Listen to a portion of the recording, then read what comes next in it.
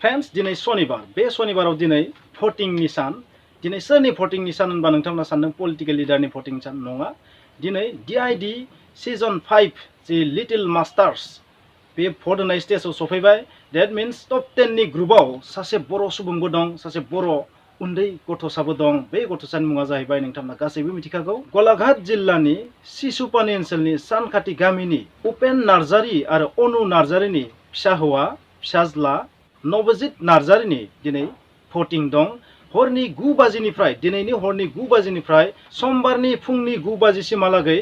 भटिं जागोन आरो बे भटिंखौ नोंथांमोना माबायदि होनांगोन बा फन नाम्बार मोनसे होदो स्क्रिनाव बै फन नाम्बारखौ नोंथांमोना मिस कल हरबानो भट होनाय जागोन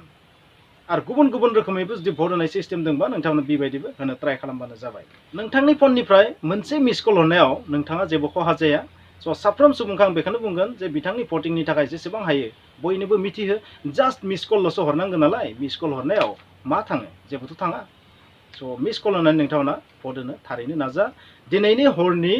9 बाजिनिफ्राय समबारनि फुंनि 9 बाजिसिमहालागै बे भटिंआ जागोन आसा खालामबाय नोंथांमोना भटिं खालामनानै नवजित नार्जारी बिथांखौ टप 1 आव लाबोनानै बर'नि मोनसे सन्मानखौ जेन लाबोफिनो आं बेखौनो बुंबाय सासे बर' सुबुं हिसाबै बिथांनि थाखाय आङो बिथांनि जि मेसेज बेखौ आं स्प्रेड खालामनानै होबाय नोंथांमोना बाखि नोंथांमोननि आखायाव DID सीजन 5 लिटिल मास्टार्स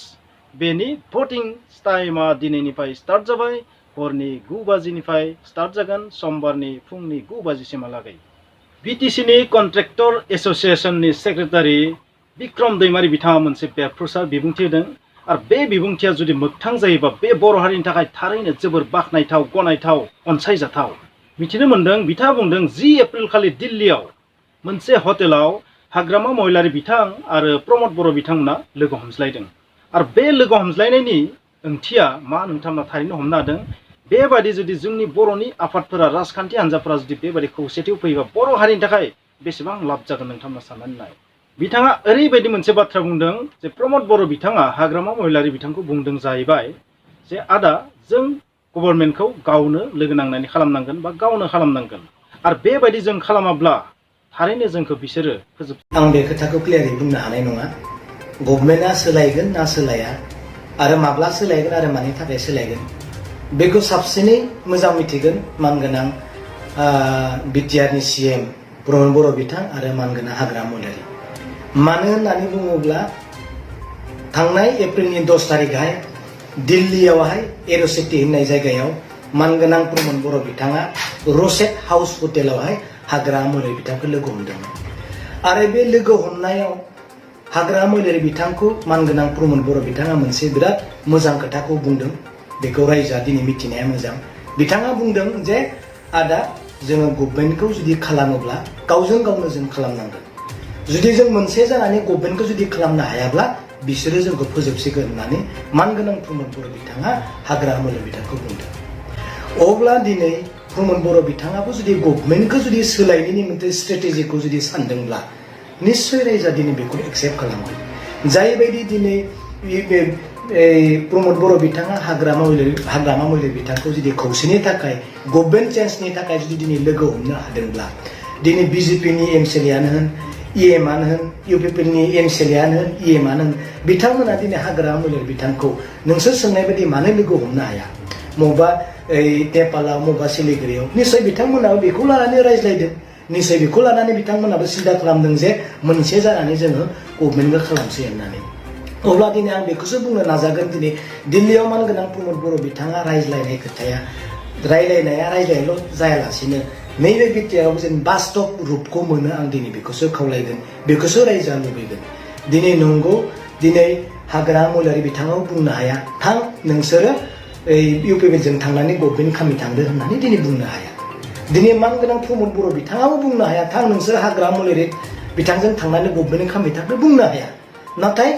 जायफ्रा MCLA EM बिथांमोनाबो गासैखौबो मिथिगासिनो दङ जाय लिडारशिपजों थानानै दिनै गभर्नमेन्टखौ खालामोबा जाथिया सेफटि जागोन खामानि मावनो हागोन बा जायफ्रा दिनै प्रब्लेम जागासिनो दिनै रायजोआ गुत्तै दुनियानो दिनै नुगासिनो दे साकरि बाकरिनि खुरांखौनो होन जा हानि प्रब्लेमखौनो होन सिमा बारायनायनि खोथाखौनो होन सोरजोंबा दिनै होखारजानायनि खोथाखौनो होन बिभिन्न थाखा फैसा फैनायनि खोथाखौनो होन बिटिआर एकर्डआव दिनै मा जानो थांगासिनो दङ बेफोर गासै खोथाखौ दिनै बयबो मिथिगौ बेखौ साननानै जुदि ज' जानाय जुदि गभर्नमेन्टखौ खालामनो हायोबा रायजोआ बेखौनो एक्सेप्ट खालामो बिसोरा सोर बेखौ आं बुंला नोंथांमोना बुजिखायो जे बिसोर जोंखौ फोजोबस्रांजोबसिगोन बेनि ओंथिया जाहैबाय जुदि जों बर'फोरा खौसे जायाबा जोंनि बर'नि राजखान्थि हान्जा आफादफोरा जुदि खौसे जायाबा बेबायदि जुदि नांलाय खमलाय खालामबाय थायोबा गाव गावनि गेजेरावनो खौसेथि गैयै जानानै थाबाय थायोबा थारैनो जोंखौ गुबुन हारिया डेस्ट्रय खालामगोन फोजोबस्रांगोन जोंखौ गादबनानै दोनगोन आरो जोंनि सिमांफोरा बड'फानि सिमांफोरा मोगथाङाव जानाय नङा जों जाय सिमां नुवा मानो जाय थांखि सुजुवा मानो जों जि टारगेट लाया मानो जों जि धरना खालामा मानो बे मोगथाङाव जानाय नङा बेबायदि बुंनो नाजादों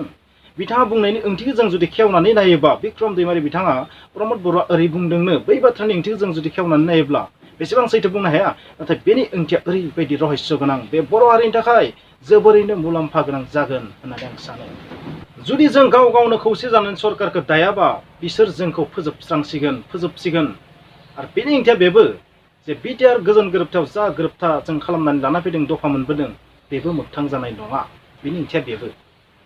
बेनिखायनो नोंथांमोना मा सानो कमेन्टआव लिर मा बिपिएफ आरो इउपिपिएल मोननै हानजाया खौसे जानानै मोनसेल' हानजा जायोबा बर' हारिनि थाखाय लाब जायाना गाव गावनि राजखान्थियारि माखासे टारगेटफोरखौ गारजोबनानै खौसे जायोब्ला मा खहा दं जुदि बेबायदि जायोबा हाग्रामा महिलारी आरो प्रमद बर' बिथां सानैखौ जोङो भगबान होननानै फुजिनांगोन दिनैनि तारिखाव बिथांमोना सोर लिडारशिपखौ लायो सोर बापखौ लायो बे मेटार नङा हाग्रामा महिलारियानो लाथों सोरबायानो लाथों बेवहाय जोंहा बुंनो गोनां जेबो गैया खौसे जानानै जुदि मोनसेल' पार्टी जायोबा कौटिनिख्रुइबो बांसिन धन्यबाद होगोन आंनि गोरबोनिफ्राय दिनैनि थासारियाव जोंनो मोनसेल' हाथियार नांगौ बे हाथियारा जाबाय खौसेथि बे मोनसे हाथियारखौ जों बर'फोरा दिनैसिम आरजिनो हायाखै आरो सबसे गेदेर दुखुनांथाव बेनो बर' जातिनि नोंथांमोना मा सानो कमेन्टआव लिर मा इउपिपिएल आरो बिपिएफआ थारैनो खौसे जागोन मा हाग्रामा महिलारी आरो प्रमद बर' बिथांमोना लोगो हमलायमारदों दिल्लीयाव बिक्रम दैमारी बिथाङा जा बाथ्रा बुंदों मा बेयो 100% सैथो